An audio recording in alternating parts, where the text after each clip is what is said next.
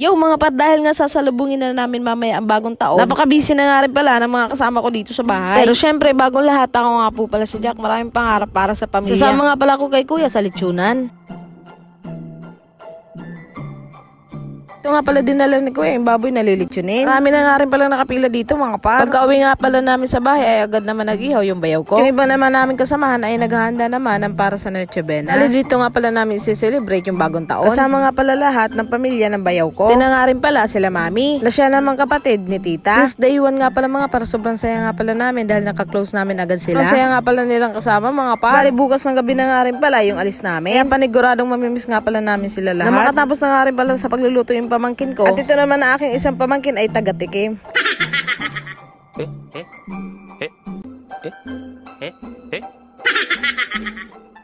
Kinagabihan nga pala mga par ay babalik na ulit kami sa lechonan. Nga pala namin dito ay nakasalang pa. After 10 minutes nga pala ay pwede na rin hanguin.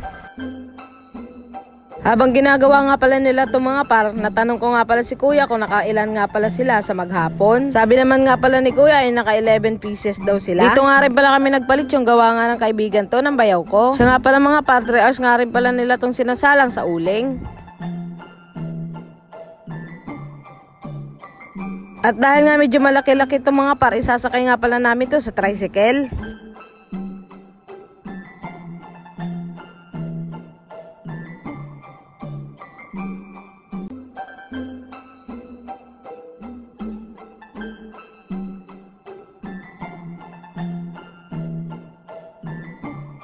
Habang nag-aantay nga pala kami ng alas 12, yung iba naman ay nagkikwentuhan at naglalaro nga pala ang mga bata.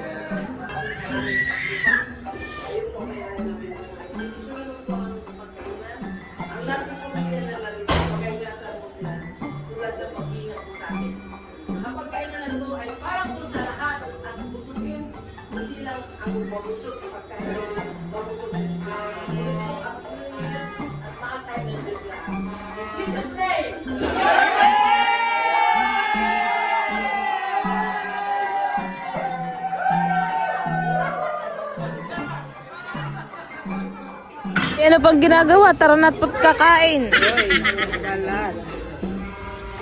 Lami kaayo mga par. Yun lang, salamat sa panunod.